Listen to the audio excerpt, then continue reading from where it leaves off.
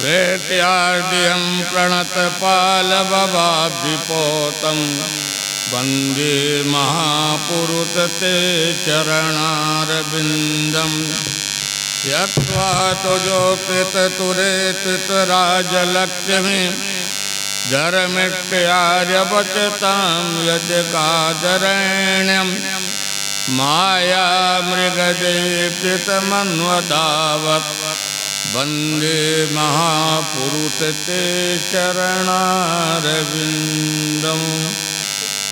वन्ति विभूतितकरानवनीरदावात् पीताम्बरादरुणबिम्बफलादरोऽर्थात् पूर्णेन्दुतुन्दरमुखादरविन्द्रनेत्रात् कृतनाथ किमपि तत्त्वमहं न जाने कृष्णत्वदीयपङ्कजपञ्जरान्ते अद्यै विततु मानतराजन्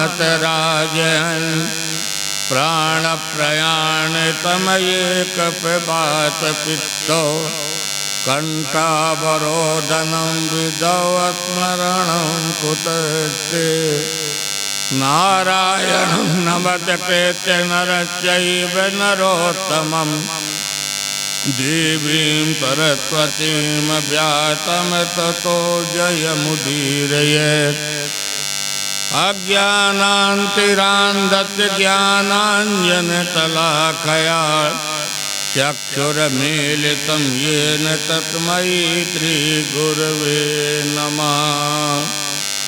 जय जय राधा रमण जय जय नवल किशोर जय गोपी चितचोर प्रभु जय जय माखन चोर।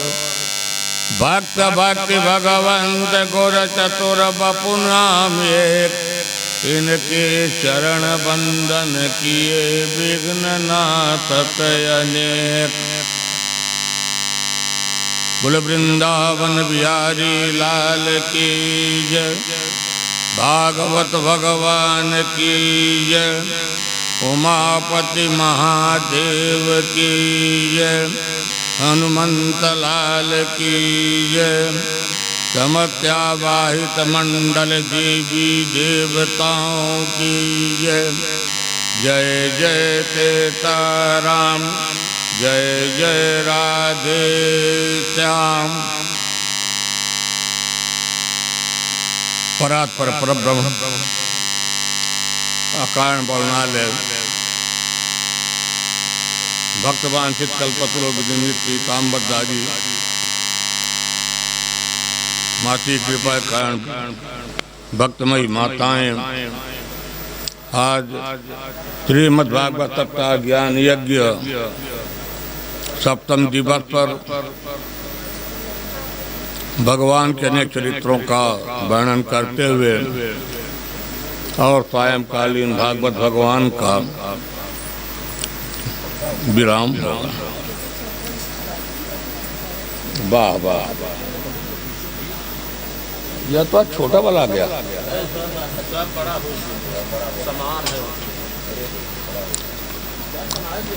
भगवान का विवाह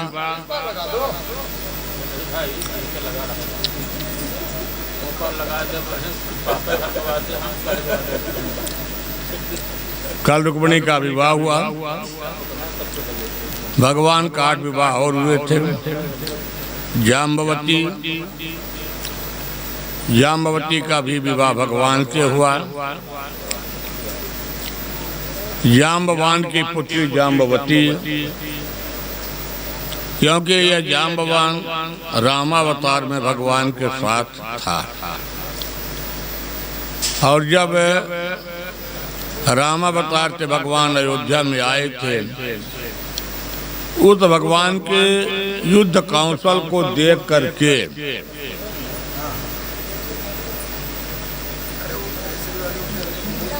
जाम्बवान की हर इच्छा थी कि भगवान से मौका हमसे मिले 2-4 हाथ करने के लिए। आज भगवान द्वापर में जब आते हैं और भगवान द्वापर में आकर के आज जाम्बवती से भगवान जाम्बवान से युद्ध हुआ और 27 दिन तक युद्ध किया। आज जब जाम्बवान को ज्ञात हुआ कि भगवान नारायण साक्षात है, इसलिए अपने जाम्बवती अपने कन्या और वह जो तेमंतक मणि था आज भगवान को वापस किया। भगवान का दूसरा विवाह सत्यभामा के साथ एक राजा सत्राजित थे जिनके पास मणियाँ थी और यह मणि प्रतिदिन 2 कुंटल सोना देता था जरूरत पड़ने पर। भगवान ने सत्यभामा से विवाह किया। फिर भगवान का तीसरा विवाह कालिंदी यमुना महारानी से भी हुआ। यमराज की बहन है जिनका नाम कालिंदी है और कालिंदी का भी भगवान के साथ संपन्न हुआ। इसके बाद एक राजा थे मित्रबिंद, अरविंद और मित्र, इनकी बेटी का नाम था मित्रबिंदा। 5वां ये भी भगवान विवाह करते हैं। फिर भगवान का 6वां विवाह नागनजिती से हुआ और लक्ष्मणा। ये तरह से भगवान के 8 प्रमुख रानियां हैं। और भगवान भौमासुर राक्षस को मार करके 16,100 कन्याओं का उद्धार किया था। और जब भगवान 16,100 कन्याओं का उद्धार किए, भगवान ने कहा कि आप लोग अपने अपने घर को जा सकते हैं। तभी कन्याओं ने कहा भगवान जब कुछ दिन तक किसी के घर में लड़कियां रह जाती हैं उस समय कोई उसका नहीं होता है। इस तरह से भगवान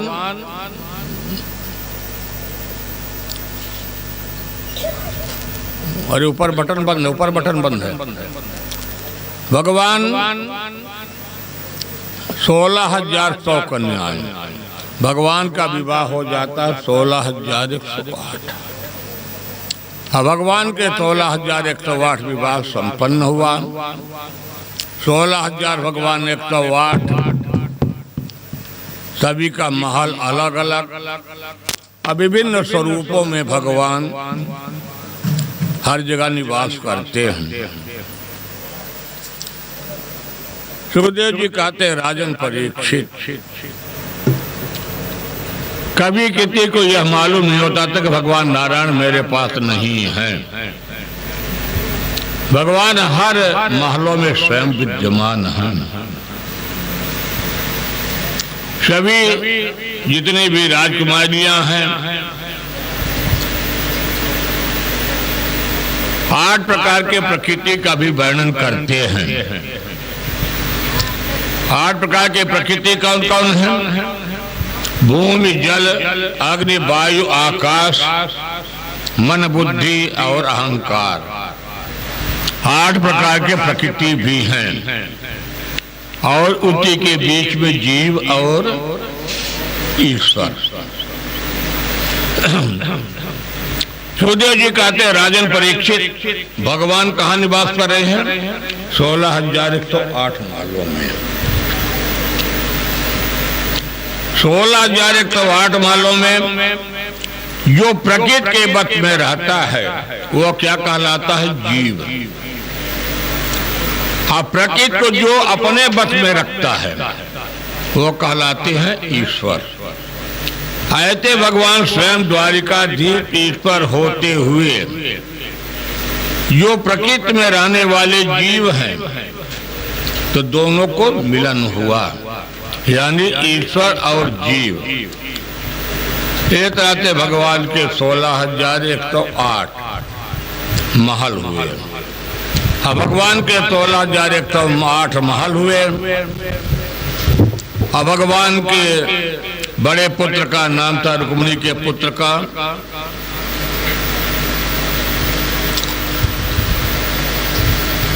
रुक्मिणी के 4 पुत्र होते हैं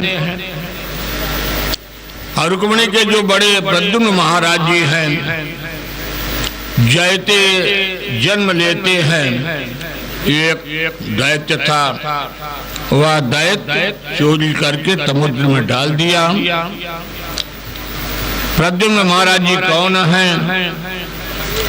प्रद्युम्न महाराज जी साक्षात कामदेव हैं, रति पत्नी उनकी पत्नी हैं। सुखदेव जी कहते हैं, राजन परीक्षित, एक दिन भगवान रुक्मिणी से मनोविनोद गृहस्थाश्रम के बारे में करते हैं। भगवान ने रुक्मिणी से कहते हैं, रुक्मिणी आपको चाहने वाले बहुत से राजा थे, शिशुपाल इत्यादि राजा थे। आप उनसे विवाह करके आपको यहाँ पर क्या फायदा? मेरा जो बात है समुद्र के भीतर है, जल के भीतर। आयता रुक्मिणी से प्रभु कहते हैं, राजपुत्री पिता भूभै लोक कपाल विभूति वे महानुभाव मध्य रूप दार बलोर्जित। हमसे विवाह करके आपको क्या सुविधा मिल रही है? हमारे पास तो रात दिन परेशान, आपको बड़े बड़े राजकुमार चाहने वाले हैं, आज सबको आपको छोड़ करके मुझे आपने वरण किया। रुक्मिणी महारानी जब यह शब्द को सुनती हैं, आज प्रभु के जब पंखा जल रहे थे, भगवान ने और शब्दों में कहते हैं, राजे विव्रता तो ब्रो समुद्रम तरणम गतान। हम तो समुद्र के भीतर वास करने वाले हैं, छिप करके रहने वाले हैं, ताकि मुझे कोई देख न सके। तो भरत भी एक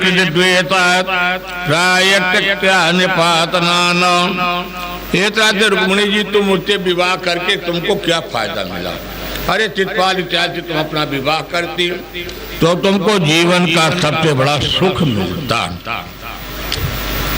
तो रुक्मिणी महारानी ने जब यह प्रभु के मुखारबिंद से बात करती हैं, तो रुक्मिणी के हाथों से झलता हुआ पंखा गिर जाता है।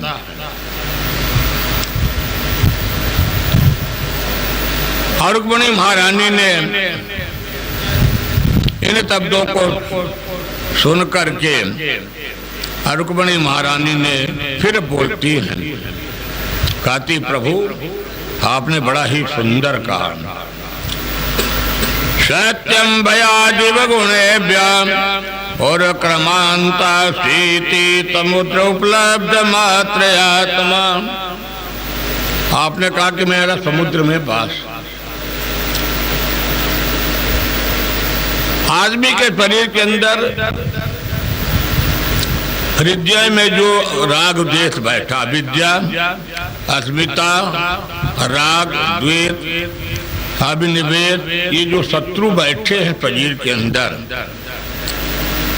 ये आपकी आत्मा में नहीं है। ये तब कहाँ बैठे हैं? ये तभी समुद्र में बैठे हैं। नेत्यम कंद्र गणैर कृत गए तुम तततेव निपदम विदितो तमोन्दम।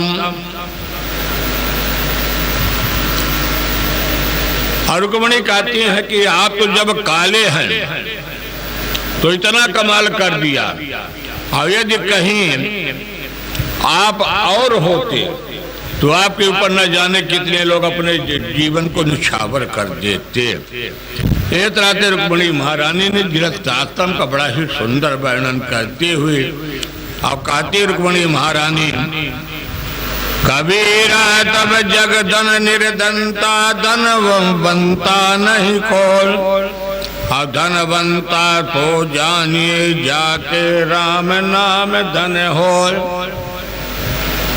प्रभु संसार में जिनके पास करोड़ करोड़पति हैं, उनके पास कभी जीवन के सुख सुविधाएं नहीं है। जिसके पास राम नाम का खजाना नहीं है, उसका जीवन किसी काम का नहीं है, निरर्थक जीवन व्यतीत जाता है। महारानी मीराबाई को क्यों विरक्ति हुई? महारानी मीराबाई के पास क्या कमी था? चित्तौड़ की महारानी है, पर उन्होंने तब कुछ त्याग करके संतों के बीच में जाकर के मेरे तो गिरधर गोपाल दूसरों न कोई, और नाना प्रकार की यातनाओं को भी सहन करके उनको विष का प्याला भी दिया गया। तो प्रभु कोई अंतर नहीं पड़ा, जहां आपके ऊपर आपकी छत्र छाया है। कहते जैसे डायमंड का पारखी कौन होता है? सुवर्ण का पारखी कौन होता है? सोनी, सुनार या जो आभूषण का। नहीं तो आजकल डायमंड तो नकली चमकते हुए हीरे बाजार में मिल जाते हैं, अच्छे रेट पर लोग पारखी ले लेते, पर जानने वाला कौन होता है? उसका सुवर्ण सोना। इसी तरह आपके पारखी कौन है? भगवान के पारखी हैं, भगवान के भक्त। भगवान को कोई नहीं पहचान सकता। जैसे आप कभी कभी देखते हैं संत भगवानों की बड़ी विचित्र गति होती है। 11 बजे रात तक संत भगवान आपके पास दरबार लगाएंगे, लगेगा ये साधना कब करते हैं। और जब 11 बजे रात तक सन्नाटा हो जाता, अपने एकांत कमरे में चले जाते हैं और वो आराम से सारी रात अपने साधना करते हैं। तीसरे प्रकार के 2 प्रकार के रत्न भी होते हैं। एक बाय पारखी, जो हीरा सोने का पारखी करने वाला। तपायो जी मैंने राम रतन धन पायो, तपायो जी मैंने राम रतन धन पायो। जिसके पास राम रतन रूपी डायमंड का खजाना मिल जाए, उसको सांसारिक डायमंड की जरूरत नहीं है। दूसरी बात, रुक्मिणी महारानी कहती, जितना भी संसार में वस्तुएं हैं, आदमी सबको एकत्रित कर लेता है तो धन क्या होता? तकलीफ देने वाला होता है। धन यदि खर्च ना किया जाए तब भी तकलीफ, और धन खर्च किया जाए तब भी तकलीफ। क्योंकि धन का रखवाली करने वाला, धन की रक्षा करने वाला, रात दिन तो अपना तिजोरी में ताला लगा करके चाबी लटकाए रहता है, पर जब प्रभु की इच्छा होगी तो धन खर्च करा लेंगे। चाहे जिस रूप में प्रभु की कृपा हो जाएगी, तिजोरी की चाबा को खोलना ही पड़ेगा। यदि हर इच्छा नहीं है, प्रभु की कृपा नहीं है, तो राम रत्न नहीं मिल सकता। तिजोरी की चाबी लटकाते लटकाते एक दिन संसार से विदाई हो जाती है। रुक्मिणी महारानी कहती हैं कि जो राम रतन रूपी तिजोरी की चाबी है, ना तो उसको चोर चुरा सकते हैं, ना कोई लूट सकता है, और जितना खर्च करोगे उतना ही बढ़ता जाएगा। रुक्मिणी महारानी एक प्रकार से भगवान के आज गृहस्थाश्रम के चर्चा करते हुए कहते, प्रभु मैंने आपके चरणों का दासी बन के आई हूं। आपके राम नाम का जो खजाना है वह अपार भंडार है। आपके महिमा को जितना भी लोग गुणगान करें वो कभी भी खत्म नहीं होता। रुक्मिणी महारानी पूर्व बात कहती है, पत्र में लिखा था, तत्वा गुणान भवन सुंदर। मैंने आपका दर्शन नहीं किया था, परंतु मैंने आपके अपने कानों से आपके रूप लावण्य को मैंने सुना था, और मेरे मन उस दिन से बैठ गया था कि मैं यदि अपना विवाह करूंगा तो भगवान नारायण से करूंगा। और आपकी आशीर्वाद मिला। मेरा भाई चित्रपाल इत्यादि बड़े बड़े राजा चाहते हुए भी आपकी कृपा के कारण मेरा विवाह संपन्न हुआ। इसलिए हे प्रभु, जिसके ऊपर राम रतन की खजाना मिल गया है, आए थे, अब मुझे कुछ भी नहीं चाहिए। इस तरह से आज गृहस्थाश्रम के बारे में रुक्मिणी महारानी प्रभु की वार्ताएं होती हैं। प्रभु ने कहा कि ये तो आपस में पति पत्नी के एक मनोविनोद होता है, भगवान ने पिना बदल देते हैं। सुखदेव जी कहते हैं कि जिस समय भगवान अपने महलों से निकलते थे तो भगवान के जो पोता है अनिरुद्ध महाराज जी एक समान जैसे दिखाई देते थे। सुखदेव जी कहते हैं आज देवर्षि नारद जी ने भगवान के 16,108 महलों के दर्शन करने के लिए चलते हैं कि प्रभु का यह गृहस्थाश्रम कैसा है। सबसे पहले रुक्मिणी महारानी के महल में गए, सत्यभामा के महल में गए। इस तरह से एक एक महलों का दर्शन 16,108 महलों का नारद जी ने दर्शन किया है। हाँ, भगवान अपने पत्नियों के बीच में कृत ब्रह्मचारी 3 महीने देवर्षि नारद जी को लगा है। भगवान के गृहस्थाश्रम को दर्शन करते हुए देवर्षि नारद जी को 3 महीने लगा और 3 महीने भगवान के विभिन्न स्वरूपों में देवर्षि नारद जी ने दर्शन किया है। और देवर्षि नारद जी ने दर्शन करके कहते हैं प्रभु, जब मुझ जैसे व्यक्ति यहाँ पे गृहस्थाश्रम को देख करके नहीं पहचान पाया तो एक साधारण मनुष्य के यह बस की बात नहीं है कि आपकी कोई पहचान सके। देवर्षि नारद जी ने कहते हैं सबसे श्रेष्ठ यदि कोई आश्रम है तो आश्रम क्या है? गृहस्थाश्रम। इस गृहस्थाश्रम में भगवान की कथा, पूजा पाठ, यज्ञ, तीर्थ, जप जो भी करना है गृहस्थाश्रम में। इसलिए सबसे बढ़िया आश्रम गृहस्थाश्रम। देवर्षि नारद जी ने भगवान को प्रणाम किया और फिर भगवान को प्रणाम करके देवर्षि नारद जी ने पुनः स्तुति करके कहते हैं नैवादभूतं त्वयि विभो किल लोकनाथे मैत्री जने तो तकले तो दमः खलानां नियते तथाय वैत रक्षणाभ्याम स्वैरावतार क्रमाय विदाम तुष्ट। एक तरह से भगवान देवर्षि नारद जी को विदा किया। अब देवर्षि नारद जी चले जाते हैं। भगवान ने अभी जरासंध को उद्धार करने का भी नाटक किया। भीमसेन, अर्जुन, स्वयं भगवान नारायण ब्राह्मण का वेश बनाते हैं। अब ब्राह्मण के वेश बना करके जरासंध के यहाँ मगधराज के यहाँ दोपहर के समय पहुंचे।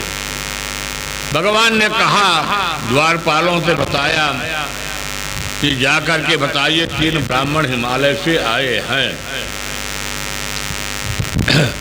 जरासंध ने तीनों ब्राह्मण को बारीकी से देखा तो क्या मांगते हैं? उन ब्राह्मणों ने युद्ध भिक्षा मांगा, भोजन नहीं मांगा, युद्ध भिक्षा मांगा। योध्यम देहि राजेन्द्रम द्वंद्वतो यदि मन्यते योध्याचनो भयम प्राप्त राजन्याम नानकांक्षिणा। तो जरासंध ने कहा कि आप लोग कहाँ से आए हो? हिमालय से। क्यों झूठ बोलते हो? ये तो जो खड़ा है ये नंबरी डरपोक है, ये कृष्ण है जिनको मैंने 17 बार हराया है और समुद्र में डर के हमारे मारे समुद्र में शरणागति लेकर छिपा है। ये जो दूसरा है अर्जुन, ये भी अर्जुन किसी काम का नहीं है। तीसरा ये कौन है? भीमसेन महाराज जी। ये बढ़िया मेरे कुछ मुकाबला कर सकते हैं। अर्जुन फूल करके अभिमान के मारे बड़ा पसंद हुए कि मैंने 2 आदमी रिजेक्ट और मैंने युद्ध के लायक हूं। भगवान ने यही तो खासियत है कि भगवान का परम हितैषी परम भक्त क्यों ना हो।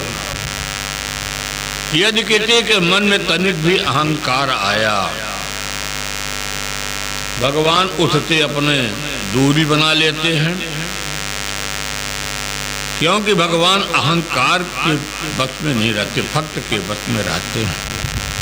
यहाँ भी यही गति भीमसेन के हुई, क्योंकि भीमसेन महाराज जी बढ़िया भोजन लेते थे, बढ़िया युद्ध करते थे। इस तरह से जरासंध और भीमसेन के युद्ध प्रारंभ हुआ।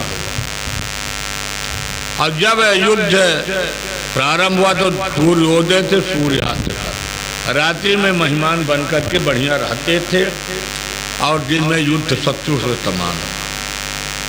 कई दिन तक युद्ध चला और भीमसेन के एक एक नस ढीली पड़ गई, तब पूछ कांच के बराबर कर दिया। भीमसेन ने कहा कि प्रभु अब भाग चलिए रात्रि में। भगवान कहते हैं भीमसेन ये ऐसे नहीं मरेगा, इसको चाहे जितनी भी गदा मारोगे मरने वाला नहीं है। जरा नाम के राक्षसी के द्वारा यह जुड़ा हुआ है, और कल जैसे युद्ध होगा मैं जैसे तिड़ को चीरूंगा, ऐसे इसको आप एक टांग से दबा करके ऊपर कर देना और विपरीत दिशा में फेंक देना ताकि जुड़ न सके, यही इसकी मृत्यु का कारण है। आज भीमसेन ने सवेरे सवेरे यही किया करते हैं। आज जरासंध का भी भगवान ने उद्धार किया। भगवान ने इंद्रप्रस्थ में आते हैं और इंद्रप्रस्थ आकर के राजसूय यज्ञ प्रारंभ करते हैं। भगवान जैसे आकर के अपने शंख को बजाया, सभी लोगों ने समझ जाते हैं कि भगवान जरासंध के वध करके आ जाते हैं। राजसूय यज्ञ के लिए कमेटियां बनाई जाती हैं, या जो भी यज्ञ इत्यादि हो या कोई भी कार्य होता है, उस कार्य का सबसे बड़ा महत्वपूर्ण विभाग होता है दान भंडार। अलग अलग समितियां बनाई जाती हैं। अब समितियों में रुपया पैसा का मालिक किसको बनाया जाता? कर्ण और दुर्योधन। सभी लोग आपस में विचार किए कि भगवान अपने शत्रु को ही खजांची बना रहे हैं। तो भगवान कहते हैं कि अभी भी यदि यज्ञ में जो भी खर्च लगेगा तो इसके मालिक कौन होंगे? कर्ण और दुर्योधन, इनके पास खजाना है। दूसरा यज्ञ में सबसे महत्वपूर्ण विभाग है भोजन भंडार,